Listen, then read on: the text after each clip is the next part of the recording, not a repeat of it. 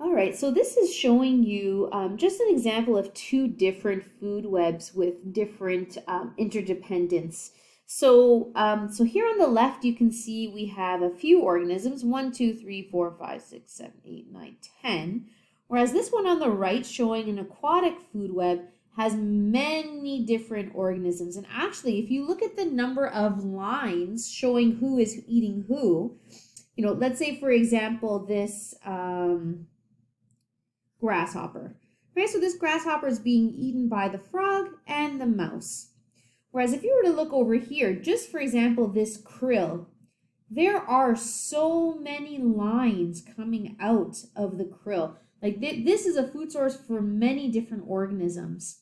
Same thing with, the starfish or these microbes down here. There are so many lines that are interconnecting all of these different organisms to each other that, let's say something were to die off here, it would have a much less of an impact on this entire ecosystem than if this were to die over here or start decreasing in populations.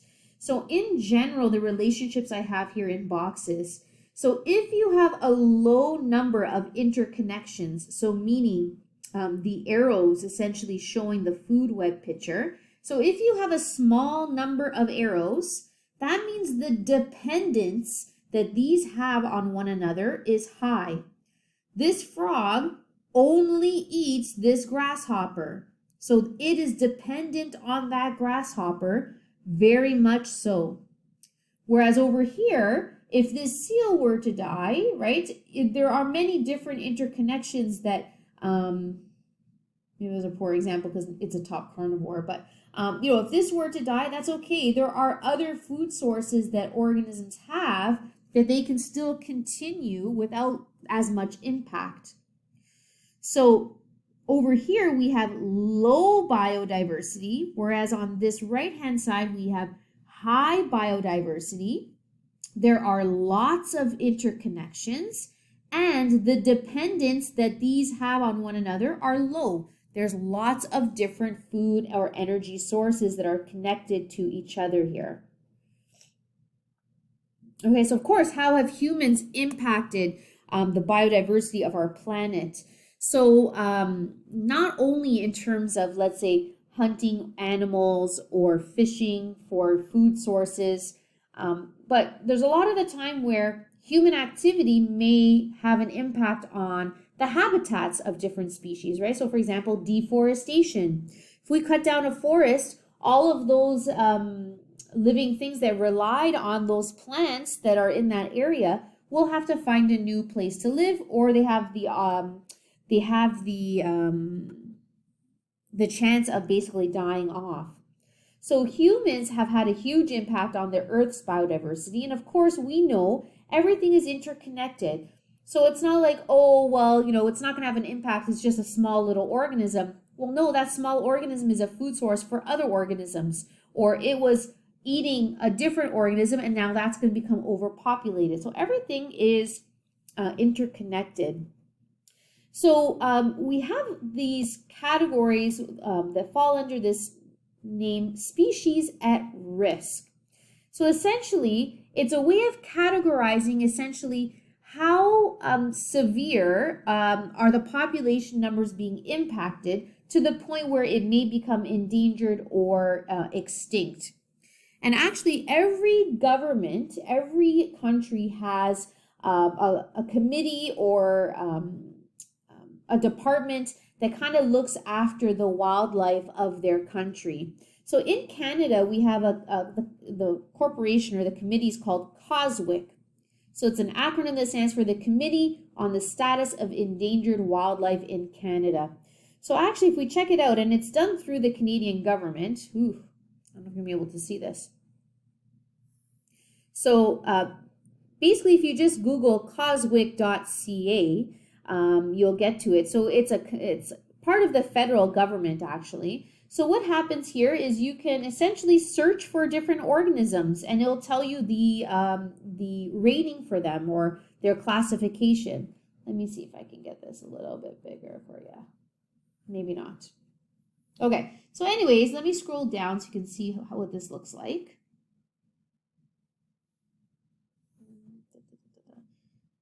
Okay, so let's say we go over here. If you look at the left side of this picture, it says status report. So there's different assessments that are done to basically monitor populations.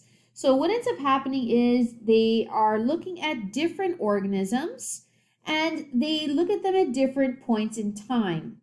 So for example, let's look at this stats. Okay, so species at risk public registry. Here we go. This is what we wanted to see. So essentially, you can look at it under a list for a specific species. So let's say you wanted to search a certain species. You know, let's type in something. I'm just going to put in an owl. Okay, I'm hoping that it'll come up with a whole bunch of different owl species that they are currently monitoring. Let's see. There you go. So we got the barn owl of the eastern Canada, western Canada, the bearded owl clover, the boreal owl. So it shows you a whole bunch of different owl species, depending on what you want to look at. So here's what I wanted you to see. So let's say we were looking at the burrowing owl. So when you're looking at this, it'll tell you the name as well as the species name, okay? And it tells you, here's the most important part, what the status is of that species. So the burrowing owl is now endangered. So where they're found, Alberta, British Columbia, Manitoba, and Saskatchewan. So you wouldn't find a burrowing owl in Ontario. And it also tells you the last status. So obviously there's probably not enough biologists that are hired in this department to monitor things every year. So notice it was first identified as being endangered in 2003. And then they reassessed it in 2017, and the population numbers are still low. So they're still considered endangered. And of course, look at this next one, the boreal owl, which can be found in the boreal forest biome, if you remember doing your biome assignment from the other week. So notice they monitored it in 1995, and it says that it is not at risk. So it's found in many different locations, right? So we have a whole bunch of different locations where you can find the boreal owl. And you know what? Because it's not at risk, even though it hasn't been monitored since 1995, it's not really at risk. So usually what happens is, there would be an ecologist or somebody who would be noticing that there is a change in the population. So obviously the people who are living in these areas, and then it would be reassessed. So there's usually a schedule that they go on. And I believe on this website you can look at the schedule, right? But you'll see different classifications. So we have threatened here for a different owl, not at risk. The eelgrass lempitt is extinct. Okay, it's funny why this came up because it's actually a shellfish. It's a mollusk. I don't know why that came up when we looked at owls, but there you have it. But anyways, there's an example of something that is extinct that used to be in the Atlantic Ocean. So what we're going to go through is basically understanding what these different statuses mean. So special concern, extinct, not at risk, threatened. Like, what's the difference basically between threatened and endangered? What's the difference between threatened, endangered, extinct, and special concern, right? Like, we don't know yet what those terms mean, but at the end of this lesson, you'll understand a little bit better what that means. So that if let's say you're interested in looking up a certain species, if you just Google Coswick, Canada, it'll bring you to the site, and then you can search whatever you'd like to search. It's kind of an interesting site. And of course, if you wanted to learn more about a species, you can actually click on the species name and it'll give you, this is great if you ever find you have to do like a project or an assignment on a species.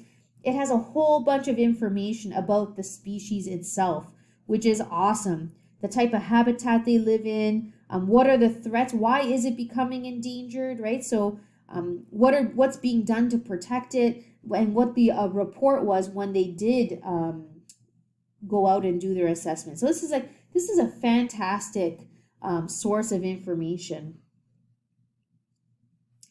All right, so let's get back to this. So yes, that's Coswick. All right. So let's take a look at those terms. So basically, these are just going to be kind of like definitions. Okay, so extinct is probably something that you know of. Okay, so when something is considered to be extinct, that essentially means that it can no longer be found on Earth.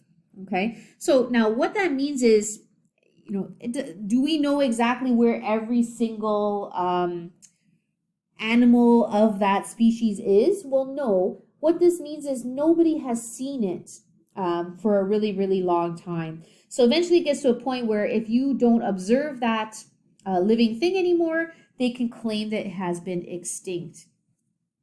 So a term that we haven't seen yet is called extirpated. So extirpated means that the species is no longer found in a specific area.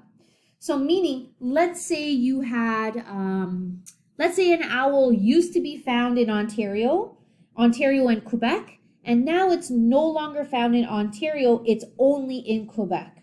We can call that an extirpated species. So meaning it's no longer found in an area where it used to be, but it's still, it still has population numbers in other parts of the world or the country.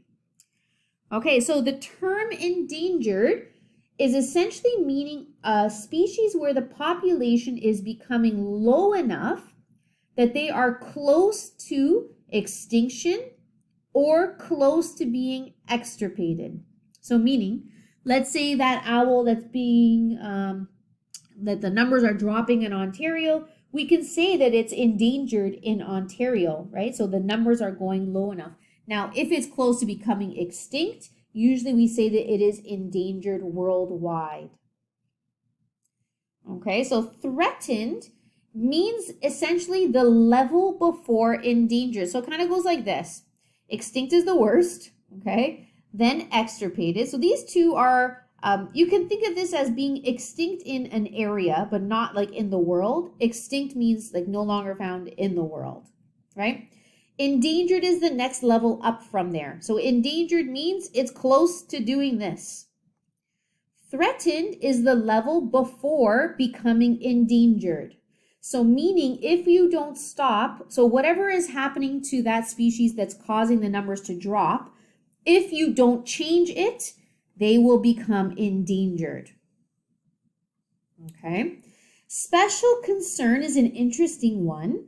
Okay, so special concern means that it is not threatened or endangered yet, but they are starting to worry about it because the population numbers seem to be going down.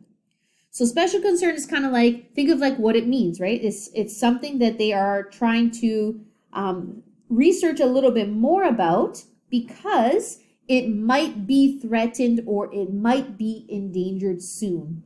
So special concern, it would be something that they want to monitor and do more investigations on. And that's essentially it. So I know a lot of them sound kind of similar, but it really has to do with the population numbers. Do we know they're going down? Is there still a chance to keep the numbers high? Endangered means the population numbers are very low. And then of course these extirpated is not really a great thing. It means it's extinct in one area. And of course extinct means worldwide extinction. So part of what I'm going to have you do for this week is to look up some different organisms that go under these categories. And looking a little bit further, hopefully you have an understanding of what these different terms are.